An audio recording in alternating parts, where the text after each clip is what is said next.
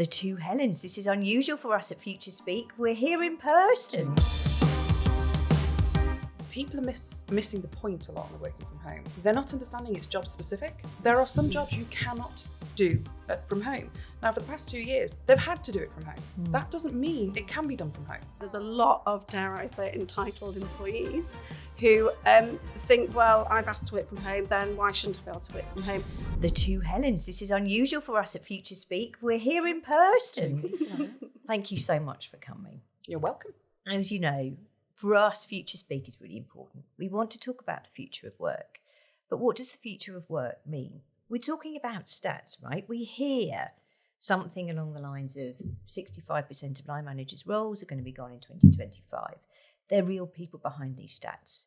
And as two HR leaders, I would love to know your views on what do you think the future of work is. But before we dive in, I know you both well, but I'd love you to introduce yourself to everyone watching this today. Well, as you say, we are the Helens from Complex HR, and we support small businesses with their HR headaches. Helen being my largest headache. So we've been working together with Complex for 5.5 years, 6 in October. But we worked together previously in a job share. So we already knew that we could work together, which was key. Debatable, but yes. She already knew she could work with me. I'm still questioning that decision. So it's been a long time. I think we've been working together about 10 years now. Yeah. So that's what we do. I love it. And when you hear people talk about the future of work, what does it mean to you both? Well, we see a lot of the challenges people are already having with the way things have moved over the past few years, with small businesses particularly. And a lot of those businesses weren't in a position to, for example, with their staff to work from home, etc. And things have progressed really quickly, and most businesses have adapted really well. We probably have quite a different opinion to a lot of people. So when you're looking at what people say on LinkedIn, for example, there's a lot of employees are all for, yes, why can't we work from home? Of course we can work from home. But we see a lot of the challenges that business owners have, and we're there to support the business owners. So I think, yes, it's all great if you can work from home, but not everyone can. And I think that's a big challenge. I think, so we look on LinkedIn. It's not the only thing we look at, but we sometimes look at like LinkedIn. And I've noticed people are missing the point a lot on the working from home. They're not understanding it's job specific. So there are some jobs you cannot do from home. Now, for the past 2 years, they've had to do it from home. That doesn't mean it can be done from home. It's just meant that they had to in order to survive and get through the last 2 years.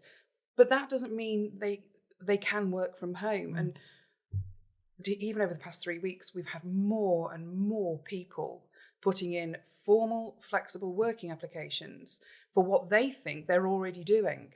But they're not, because they've not been doing their normal job for the past 2 years. Because their normal job has to be done in the office. These could be people who need mentoring, supervision, training, formal training. They can't get that from home. And it's absolutely, and it's the culture as well. So a lot of these big companies are saying, "Oh, we're going to let all our staff work from home. This is great, fantastic." But it's about those new people coming in, and it's just like, I know when I was younger, I learned from hearing my manager on the phone, and you don't get that. And I think a lot of people, I don't know, maybe it'll take 5 years for them to realise that they're going to lose that culture. And I know it's contrary to a lot of people's opinions, but we are seeing it firsthand, the struggles already people are having. And I think it's only going to get worse. And there's a lot of, dare I say, entitled employees who think, well, I've asked to work from home, then why shouldn't I be able to work from home? We've had employees, not our employees, who've moved. So over the pandemic, they moved locations to different parts of the country because they were working from home. They've been asked to come back into the office, and they said, well, that's not fair because I can't commute anymore. Well, we didn't even know you'd moved. So you wouldn't move if you had to work in the office every day. So, for example, they're based in Birmingham, they've moved to Scotland. Well, are you resigning then? Is that your decision? But they've put in a flexible working application. Yeah, just think about yesterday, you dealt with a client who is just a simple thing. All their emails went down, and they were all working from home, and then all hell broke loose because they couldn't. What happened? You were dealing with it. The phones went down, the emails, that you were trying to arrange a Zoom with one of them. And it's like, if they'd been in the office, I'm sure there were lots of things they could have done, but because they were at home, the computers went down, everything went down. They were just sat at home. There are some jobs that you can do from home. Yeah. There are. Yeah. And there are some jobs you can do from the office and from home. There are lots and lots and lots of jobs you cannot do from home. And I think that's the point, isn't it? Not everyone can work from home. No. We are huge work from anywhere advocates. We can. The rest of my team is in Barcelona. We are able to do that because we are a digital online that's the nature of your business. organisation. Absolutely. This is the point, though, right? It is down to a lot of the time the entitled employee that we were talking about. Yeah. If they don't understand or they refuse to understand that if they want to do that role, it needs to be in the office. There is always compromise. Yeah, absolutely. Yeah. And a lot of it is going towards hybrid working. But there's a balance. There is a balance. And, you know, we work from home mainly. And I totally agree about the hybrid working. And I think, yes, let the employees work from home. I think the ideal is probably 3 days in the office, 2 days at home. But again, it depends on the business and the job. And how many employees you've got and the rota system. It's not a one-size-fits-all, and people really need to understand that. Our clients need to understand that, and their employees definitely need to understand that. On the flip side, though, we also have employees who are desperate to get back into the office, and they're being told, well, no, you only really need to do 3 days. And they're desperate. These are 25-year-olds who've been stuck in a bedroom in a shared flat for 2 years, sitting on the bed, trying to work, and they are desperate to get back into the office. Some businesses have sold their office. They don't have the option anymore. So these people have then gone to work for people who they can go to an office for. So there is a large culture of that as well. Yeah. Which yeah, I I think another client who had an office, and it was all very much, there was a pool table, and it was like, we went there and it was great. It had a really good atmosphere. Then they all went to work from home. Then they can go in the office if they want to, but there's only ever a couple of people there at a time. They're actually really struggling to recruit the younger workforce that they really need. Really struggling. So they're now looking at perhaps moving further into town, into Manchester, one of these cool offices, to attract that talent. I do think it'll come around. I think it's still very early days on this. Yeah, I think I am, and you both know this, I'm of the opinion, I love the virtual thing. Yeah. I think what we're going to see is more things like the WeWorks. There are other offices, obviously, but they're the ones that spring to mind. Those communities are really going to grow, because you're right. What's worried me is you've got a whole generation of youngsters. They've been working maybe in a studio flat, if they're not in a shared flat. So their bed is there where they watch TV, where they work, where they phone their mates, where they socialise. And humans aren't designed for that. We're not designed to work and be on our own all the time. We're just not programmed like that. So you've got these 20 to 35-year-olds, and I keep using that age group because I think they're the ones who've been damaged the most by having to work in these tiny, confined apartments, who need to work in an office or in an environment where they can learn from other people around them, or at least separate their home from their work. Yeah, and I remember just, sort of being 19, 20 and living in London, because 20 years ago, what did you do? Your family always said, like, go to London, make your fortune.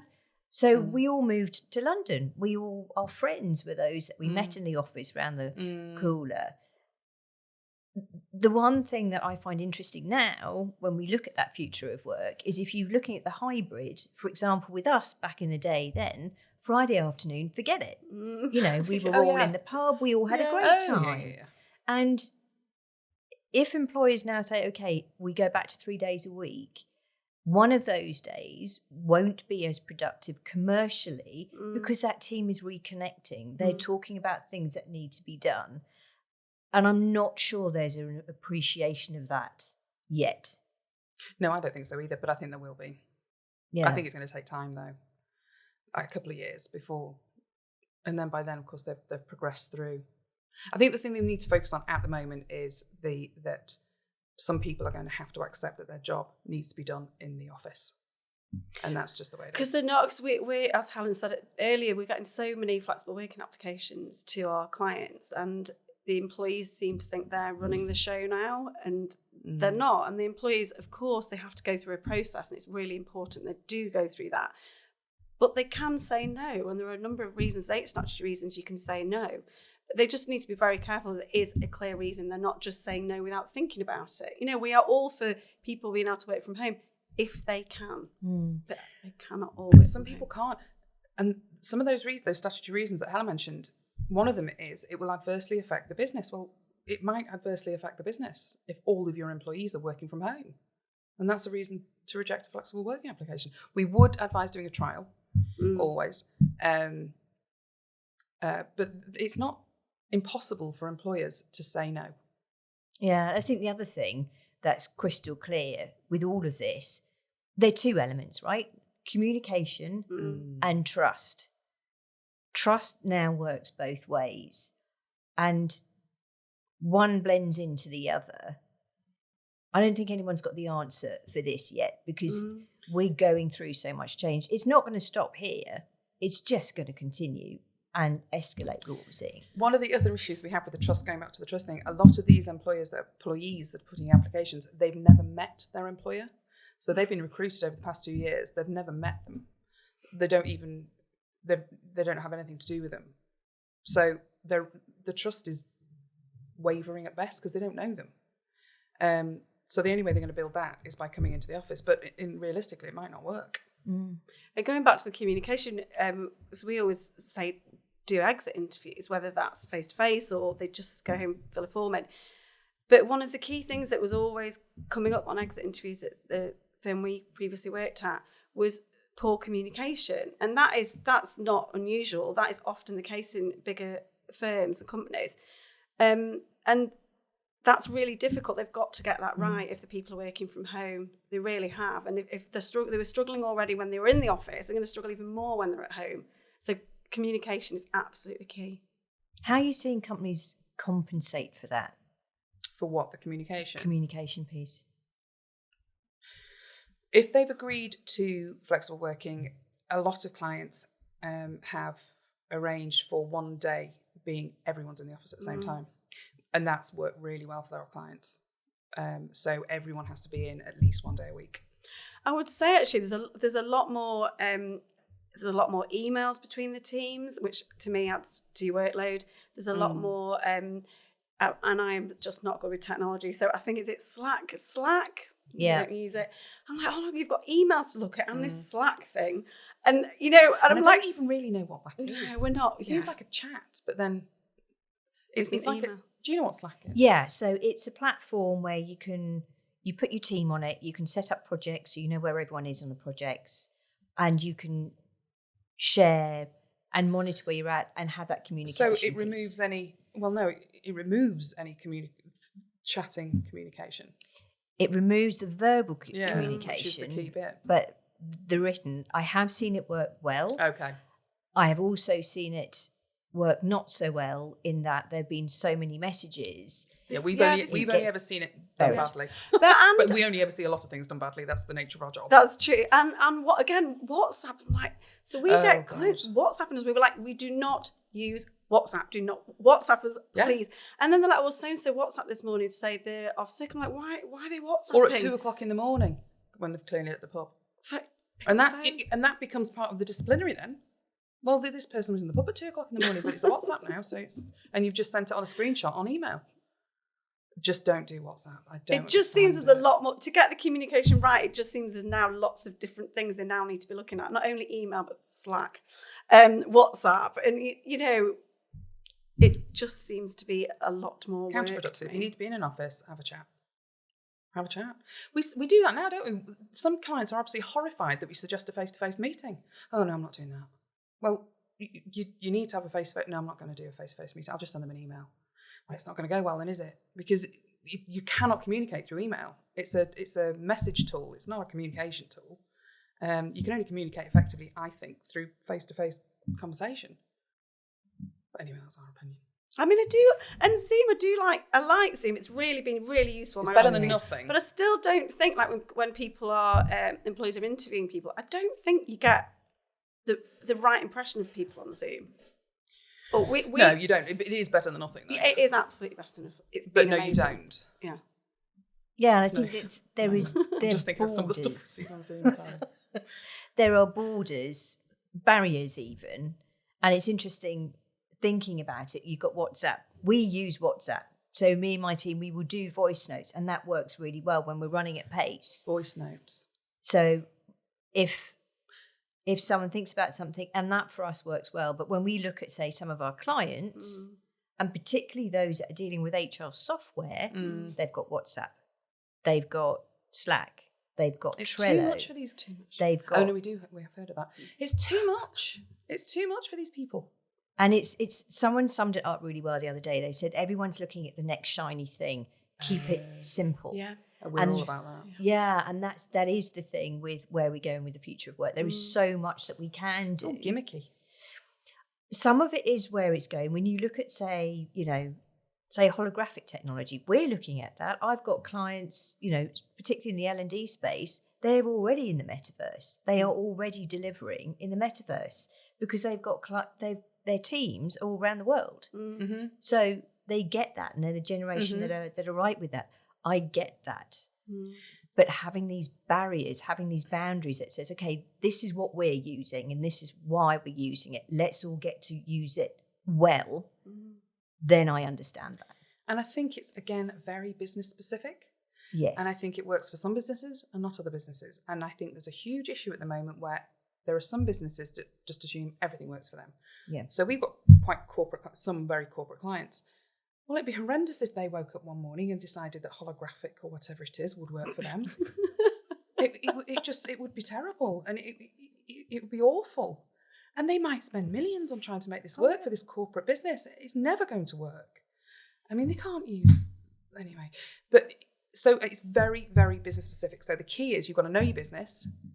It terrifies me that a lot of people don't know their business. Know your business. Know the people you need to hire. Hire them and no one else, and deliver what you said you were going to deliver.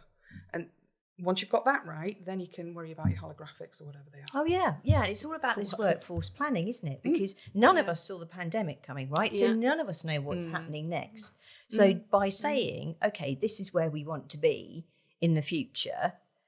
Okay, so how do you get your people there? Who do they? Yeah. Who are they? What do they look like? What do you need them to do? That's becoming harder and harder, I think. Yes, no, I agree. But you still have to have those questions, though. Absolutely. Just because it's harder doesn't mean you shouldn't be doing it. Absolutely. It just means it's harder. It's still really important to identify the people you need to have in your business to get you where you want to be. And there is a problem at the moment where our clients in particular, but I think everyone is really struggling to recruit. Yeah. I don't know why, because there's people out there. But they're really struggling to recruit. I have a horrible feeling a lot of people just don't want to work. I don't know. But they're really struggling to get good people. Once that's over and they're able to recruit, I would like to see people being far more focused on the right individual rather than a bum on a seat. Yeah. And there's a lot going on about that whole individuality right now. And that's a piece that I think will continue more so than before. We used to talk about workforces. Of course, big companies still need a workforce. Yeah. But the individuality within that, I think, is becoming more and more prevalent. I don't think that's a bad thing. I don't know if that. When I was saying those, I'm talking about small to medium-sized businesses that Helen and I work for. But I've also worked in large workforces where, yes, you need hundreds of people doing the same job. But there's no harm in still treating them like individuals. But when it comes to recruitment, yes, it can be more of a tick box exercise for sure. Yeah. But not for clients our size. They need to identify specific individuals that will work specifically for their business and will stay for longer than 2 years. Yeah. Unfortunately, they're just not in a position to be able to do that at the moment because recruitment is horrific. They just can't get the people in. And it's heartbreaking because I know there's tons of people out there who are desperate for work. And we've got clients who are going to pay for training. They're fantastic. They have they have great offices. They're so flexible. Yeah, they're fantastic. But they cannot get people in. What do you think they need to do to entice them? Well, or do what a lot of them started trying to do with bonuses. But you've got to be very careful with bonuses. So, and recruitment consultants aren't helping with this. So they're telling these individuals these bonuses are contractual. And we advise strongly against bonuses being contractual. They need to be discretionary. So a lot of our clients are offering discretionary bonuses, which is fine. But now everyone's doing it. So that's gone as well. It just depends again, back to the client that's struggling to recruit because they are looking at a younger workforce. That's just the nature of the business. And they can't get the people because these young people want the fancy office. Or there's other clients who don't want to offer flexible work, not even flexible working from home 5 days a week, so people aren't going for those companies. And then sometimes it's salaries. There are certain companies offering huge salaries. I mean, again, I don't know why that is now after the pandemic. It just depends on the business. There's various challenges for different businesses. Yeah, it's interesting, isn't it? And it's, I think we're seeing more and more, certainly with, say, some of our US clients, that they're encouraging their employees to have multiple revenue streams. Yeah, that's going to happen over here. I've seen this. That's not far off here. I don't think I disagree with that, to be honest. No, I definitely don't. I don't think that's such a bad idea. No, I have two, and this is probably not to the point, but I have 2 teenage children, and I often think what is going to be their greatest challenge in the workforce. And their greatest challenge is there are not going to be any jobs because all jobs can be done by computers. I'm coming completely off task here, but we are moving that way. So they will need to have different revenue streams because the number of jobs available is going to be minimal. I know new jobs are going to come into the workforce that we've never heard of. Yeah. So gone are the traditional jobs and jobs that I've never heard of. Some holographic job or something you've just mentioned. I'm fascinated by that, by the way. I've got this matrix thing in my head. Anyway. I will tell you all about it later. It'll go over my head, to be honest. Okay. A picture will do. You've got a picture, yeah. I'll give you a picture. Thanks. So the biggest challenge, I think, in the next generation, who are currently teenagers and going into the workforce in the next 5 years, there will be no jobs. So they will need separate revenue streams. And there's nothing wrong with that. And they'll all be self-employed and freelancing and stuff, that's fine. But they're not in the workforce at the moment. The workforce at the moment are the ones who've been trained to have one job. So it's a challenge. Yeah, and I do think, when we look at, again, there was a great article last year in Harvard Business Review, and it was saying, I think something like 60% of the jobs that will be here in 2030 still aren't here yet. We don't even know what they're called. Amazing. We don't know what they are. No. And that, we're seeing, say, in our space, we've got chief wellbeing officers now, but they're things like data behavioural officers and bot experts and all of these kind of, but they come under HR. Oh God. So they're all of these things. Sorry, Helen. Yeah. We'll stick with You're going to have to learn about bots. I love it. I will. You can be the head bot. The chief bot. Do I get a pay increase? No. No, I'll have to get a pay increase to put up with you.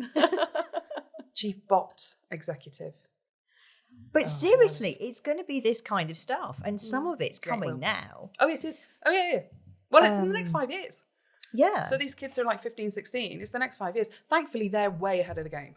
Oh, they're in it. I mean, they're in it. They know how to make money out of YouTube, Yeah. Instagram, and all sorts of things. It's not them I'm particularly worried about. It's the people who are recruiting them and managing them who will not know what they're talking about. Yeah. So, yeah. It's that side of things is already here. I think that's quite exciting because, at some point we're going to do that cross, aren't we? Where, the old jobs that have gone and there's going to be huge people who are out of work and these new roles suddenly come in and we're all learning. Yeah.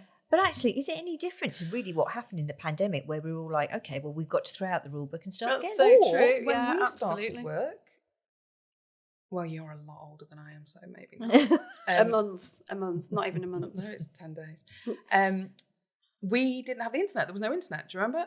And these kids now, well, they've got their own laptops. We went to work, there were no computers. Oh, no, we had the green green MS-DOS, do you remember? The green screens with a really heavy keyboard. Yeah. So that's when the crossover there happened as well. Yeah. We were in that. So I think, well, if I can do it, then But they here's can all do it. exactly. So all of these people who are saying, actually, this is a scary time, it's bad. It goes right back, even when we started with cotton mills, right? Absolutely. Well, it's just everyone evolution, said, isn't it? "Oh my God, end of the world." Yeah, That's how many absolutely. 100 years ago. So really, is this any different? Yeah, It's just yeah. the next Principles stage of are the evolution. same. The principles are exactly the same. It's just about adapting to it, trying to stay ahead of the game a little bit. You already are knowing what a bot thing is, so we need to get staying ahead of the game and trying to adapt. Yeah, And that's what it is. Yeah. And our responsibility, we say our responsibility for our clients is helping them adapt, to recruit the right people, to make the right decisions when it comes to working from home, to make sure that the people they recruit stay for as long as they should be staying. So there's natural retention. So, yeah, and I think that's really exciting. So when you look at, say, how your roles are going to evolve, it's hard to see, but how would you like your roles to evolve as the future of work evolves? Because we focus on employment law, so we're not employment lawyers, but as if you were recruiting in-house, you would recruit one of us, HR business partner, not an employment lawyer. So we are always having to adapt in terms of the changes in the legislation. So I don't really know how what we actually do will evolve.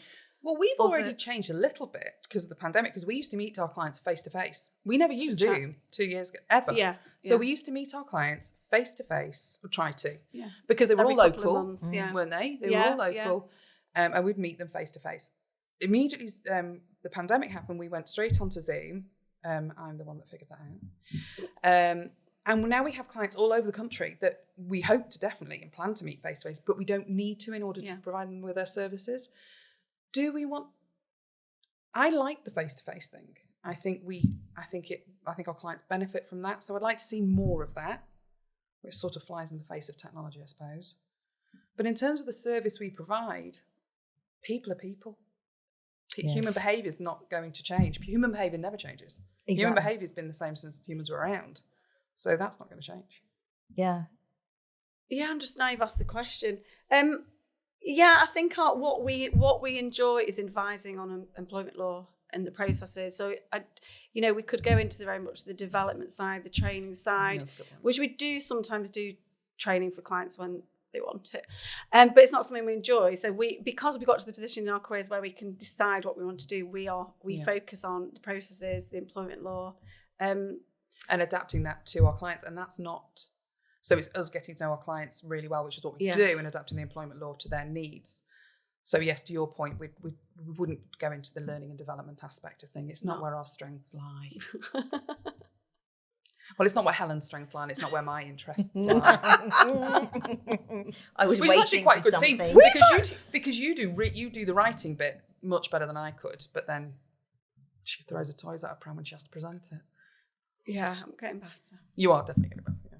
As long as I can sit down and present, I'm all right. If I have to stand up, I've not gone into sit down and present. What? No, when it's more of a chat, like our training course next week, we'll be there'll be 10 of us, and as long as I'm sat at the front, you won't be sat at the front. Oh well, I'm not standing up. I'll just sit. I've got a bad knee. We're all right. We'll talk about this later. Why don't you two take this one offline? I hadn't realised she was sitting down. What am I, like some sort of care in the community person next to her? She'll wheel you in. Oh my God. I cannot wait to hear how next week goes. I assume there's a car badly journey. by all accounts. Well, it's a very short car. It's really near us, actually. It's a short. We'll have to go round and round and round. We'll just calm down. Drive round. Like we did on the way to Bolton. Just go round the roundabout. That tends to work for you both. That was her fault. That was a terrible morning. I had jet lag after that. I'm not jet lag. It was so early. I felt ill. She drives me round a roundabout, waiting for me to throw up, and then I had jet lag all day. It felt terrible. But here's a wonderful thing with the future of work: you can holographically appear. Can I do that? Yeah, of course you can. This is what I'm saying. So we're looking at it already. In that I'm say here, and I'm doing this, and as I'm doing this, I'm on a stage in New York. If I'm talking to someone, and they're seeing me, I'm getting the questions. Helen. Oh my gosh, this sounds amazing. Helen, this is just you were against it. You got to listen, yeah. Oh my gosh. This is why I thought you'd love the future of work. I love the future of work. If that means I don't have to get in a car at 6 o'clock in the morning. You're welcome. You can't that was a networking event. You can't network as a hologram. Yeah, as a hologram. You can do anything. Childcare, gone.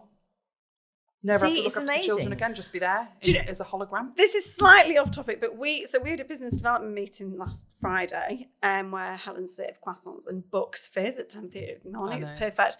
Class. And we've decided we're going to do TikTok skits of, an employee phoning up ill, surrounded by vodka bottles, and I've got a She's tummy speaking ache from today. experience, clearly. That was me when I was 19.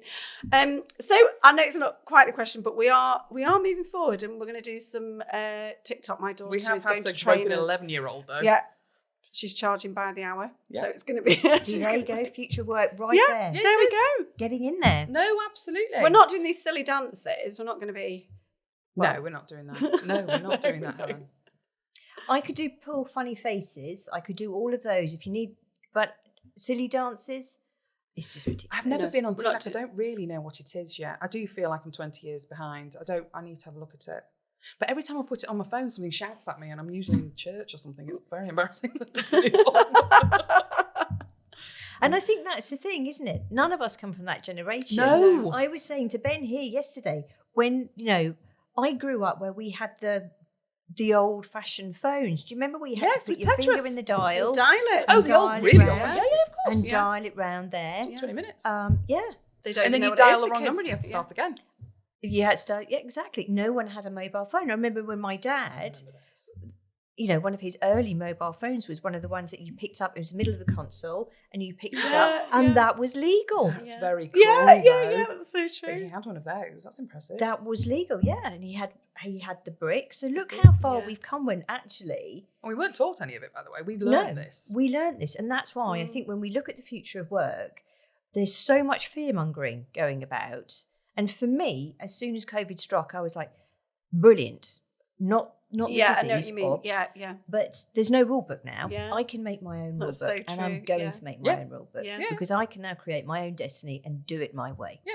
And Well, we've always been able to do that. We can continue doing that. It's Yeah. just making sure that everyone realises they have the power to be able to do that, which some people don't. I think it's very good for particularly law firms. A lot of law firms had a lot of paper, and they quickly realised they needed to really move forward. That's true. That was one bonus. Definitely. Helens, I could do it, both Helens. I could talk to you both all day. I thought just we want- were. Been very chatty, Helen. Piers, I need to go now. Oh. Let's make some plans for this afternoon. It's been so great having you both on here. You're Thank you for welcome. having us. And just, your viewpoint on the future of work, that is just so many things to think about in terms of that employee-employer relationship. Where's that going to go? What's that going to look like? So, look forward to having you on again soon. Yes, we Thank shall be you. back. Thanks for having me. Absolutely. Thanks. Thanks.